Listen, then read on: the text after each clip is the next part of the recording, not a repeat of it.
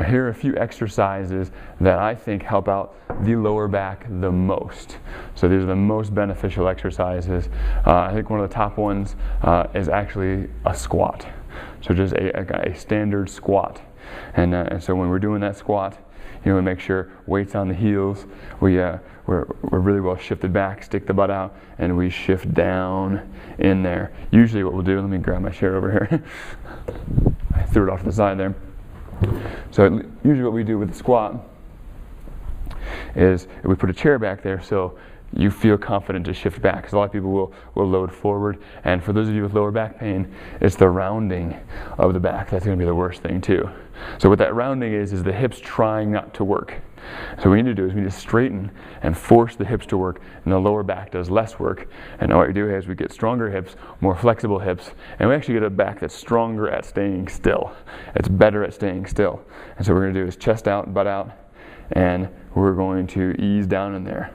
So really make sure your weight's on the heels as you're doing this. You stick the butt out. If the butt is not sticking out, you end up with that little round in the back. So press that butt out like you're trying to tear your pants open. So we press that butt out.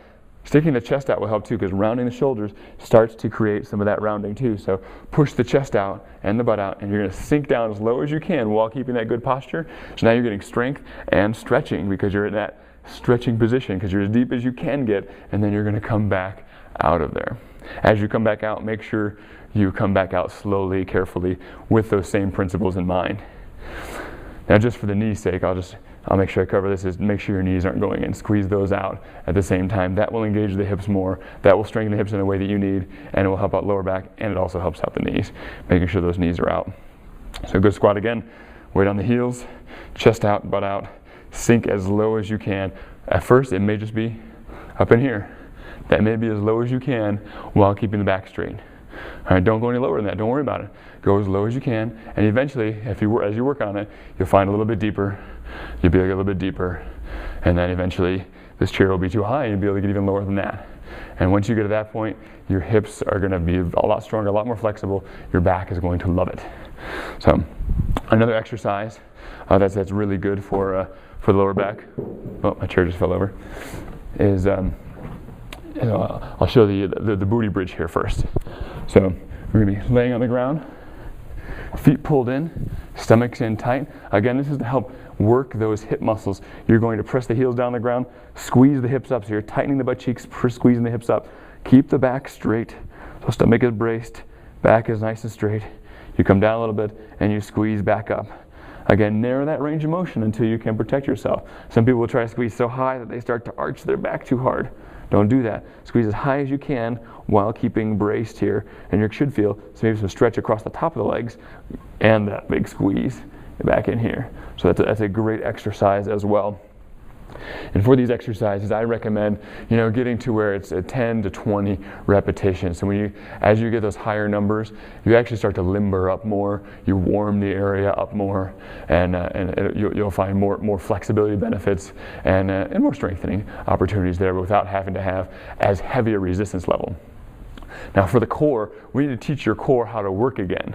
So your core may have forgotten how to fire here. So one of the exercises that you can do to help bring that in, and really it can come into every exercise, but probably one of the easiest ways for you, this is something you probably have to do outside of class, is you're going to be on the hands and knees. So your hands underneath the shoulders, knees underneath hips, right in here.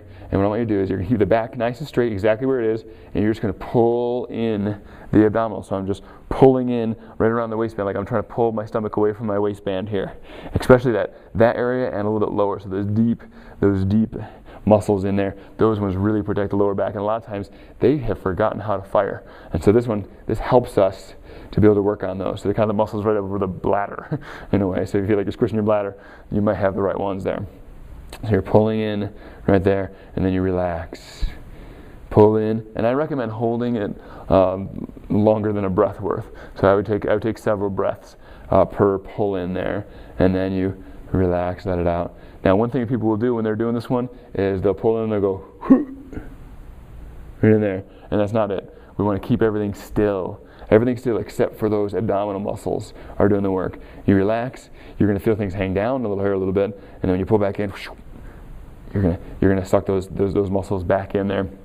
and things will work out very, very well for you. If you work on that one, you're going to feel a lot more strength in the core.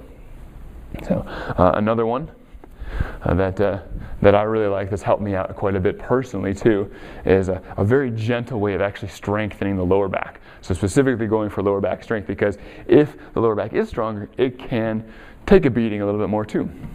So what you're going to do is you're going to lay on the ball here. I kind of get the elbows on the floor for this one, and there's a series of exercises that I'll do. So what we're going to do is we'll do the extensions first. So I'm going to get my feet set, so I got most of my weight on my feet there, and so I'm not going to fall on my head.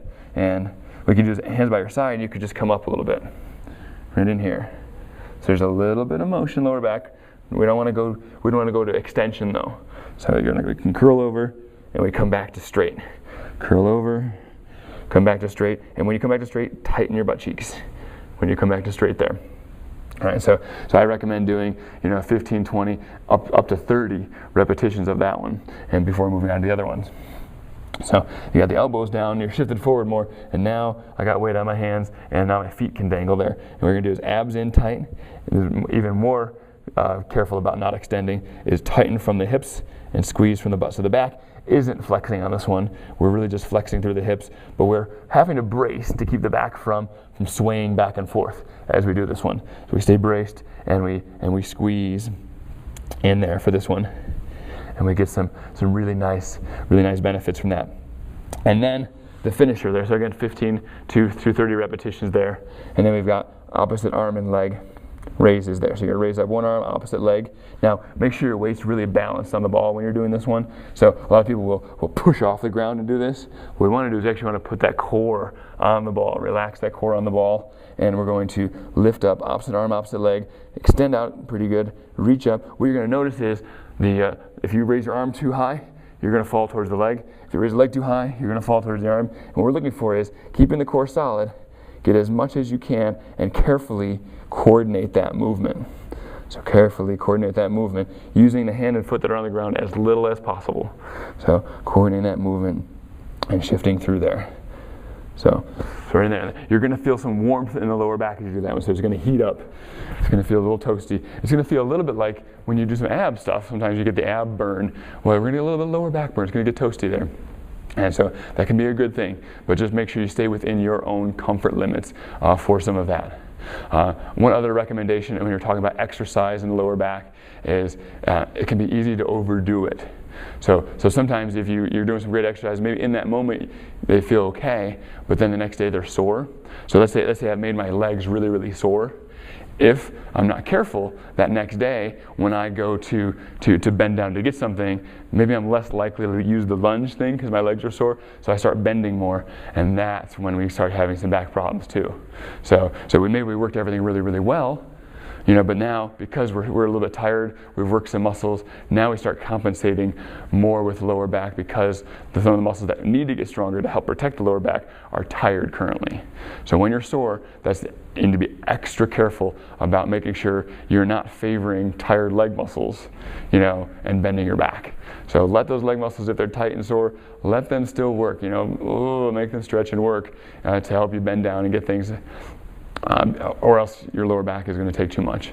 So be careful as you progress. Be patient if you're trying to dig yourself out of a tender lower back spot. So move slowly. Don't add too many exercises all at once, because you want to find out if you go, oh, that one was too much.